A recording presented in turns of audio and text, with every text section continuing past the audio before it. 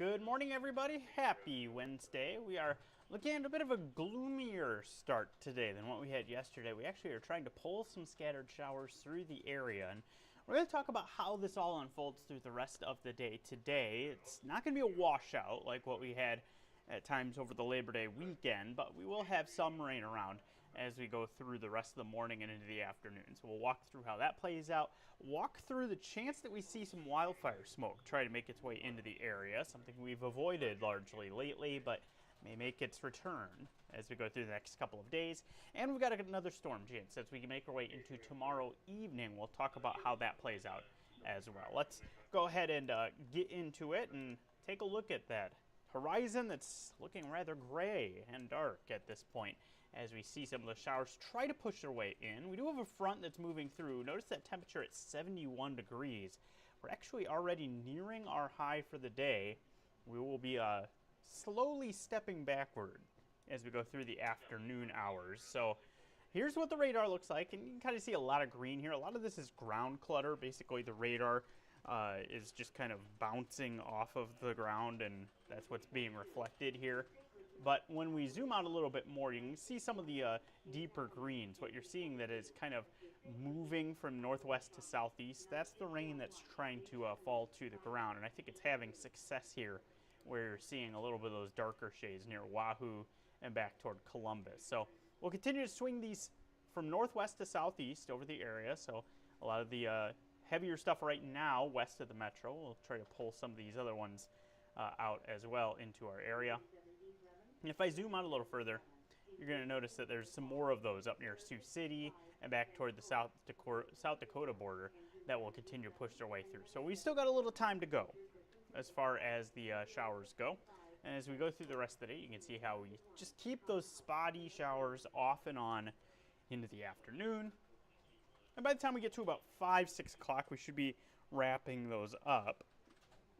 Pretty light stuff that we see. And as we get later in the evening, you can see that things do dry out. Now, alongside that, we're also going to be talking about some gusts that will be present. We'll get some of those around 20, 25 miles per hour out of the north.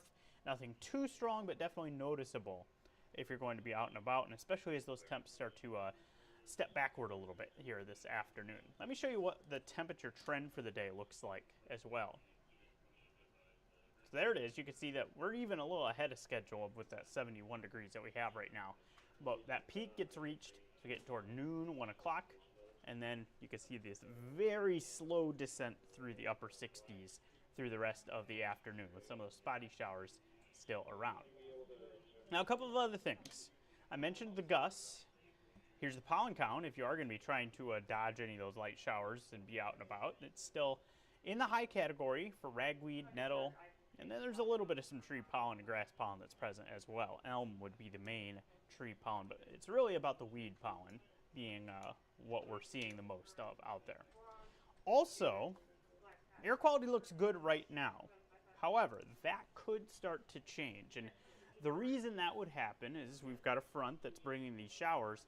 The last few fronts that we've had that have come from the north and northwest we've avoided bringing any kind of wildfire smoke in. Now, unfortunately, we've got some more of those that have started up. So when I zoom out, you're going to see that the air quality is being affected, especially as you make your way into Canada there, with some areas of Alberta, British Columbia showing the more unhealthy air quality. But you're also seeing some of that start to leak into the Dakotas as well. So that could get pulled our way here as we go into the later afternoon, the evening, and into tomorrow. That's something we'll be watching closely, is how the air quality gets impacted as some of that smoke gets pulled our way. So first alert to that potential as well. And once we get to tomorrow, we'll have a quick turnaround. We'll warm things back up as we switch that wind direction back toward the south. That'll help to push our temps up into the 70s again. And then we get another quick front that makes its way in. And this doesn't really do much for us until we get to the evening hours. Notice as we get towards 6, 7 o'clock, we try to get some of these spotty showers and maybe a few thunderstorms to try to develop alongside this as that front swings through the area. You can see those continue into that 8, 9 o'clock time frame. And then by the time we're even getting to 10, 11 o'clock, that's already making its way out of the area. So brief window where we see the chance for maybe a quick thunder shower, thunderstorm. Don't expect a ton out of this, but there is the chance that we maybe get a little bit of some energy to work with on some of these. You can see where we have the brighter shades. That's an indication of where we have more storm energy. This is not a radar picture that you're looking at. It's what you're seeing as far as how much energy is there for those storms to feed off of and get stronger.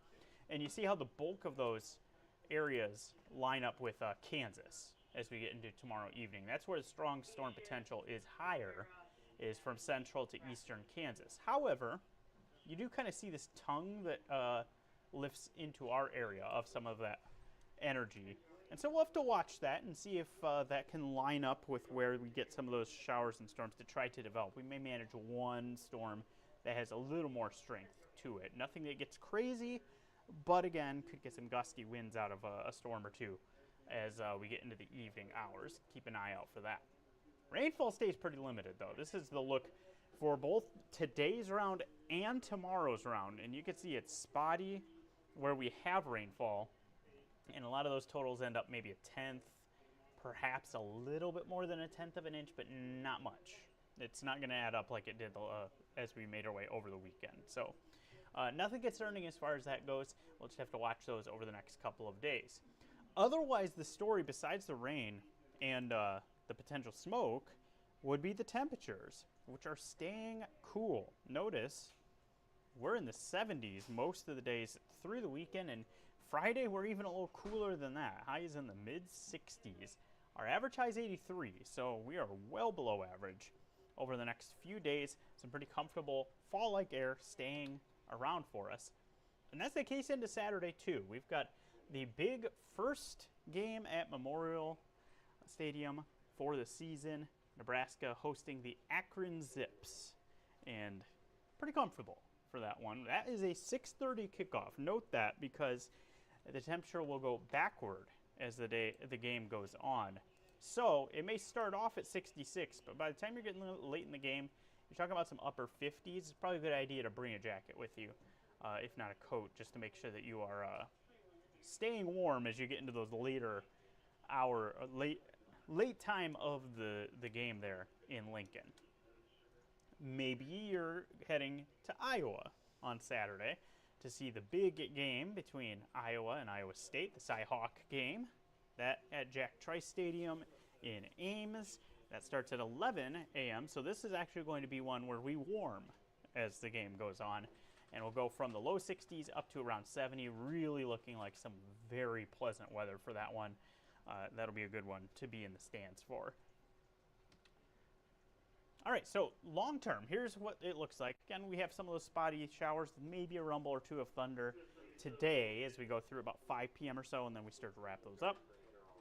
Tomorrow, it's after 6 p.m. when we get some spotty thunder showers, and that would be in about the 6 to 10 p.m. time frame. May have a shower south of the metro Friday morning. I think those will be pretty few and far between, but can't say there won't be one as that system makes its way out. And you're also going to notice a little breezy the next few days. We get some gusts up around 20-25 miles per hour each of those afternoons. Calms that down for Saturday, looking really nice. Sunday, pretty good as well. And then as we make our way into the second half of the 10-day, we do get a trend upward. So we will be talking about getting some more summer-like air in place for those who aren't quite ready to turn the page fully into fall. You can look forward to next week where we get back into the 80s. We're going to have some mid to maybe even upper 80s in some of the area by the time we get to the end of next week. So we are not done with summer yet. And the trends point that way too. As we get into the middle of the month of September, looking warmer than average for much of the middle of the country. At that point, our average high does get closer to 80 degrees. But as I said, I think we get some highs that get mid-upper 80s as we get into especially the back half of next week, the way things are looking. So not done with the summer air yet, but if you are a fan of the fall air, you do have the next several days to enjoy where we will keep that in place. I think that'll wrap things up. Hopefully you enjoyed the rest of your Wednesday. Hopefully you join us here at the top of the hour, First Alert 6, where Senior Chief Meteorologist Rusty Lord is going to have the latest update on how things are looking and where those showers are moving through. I hope you enjoy the rest of your day. There's a nice view from our Children's Nebraska camera as we wrap this up.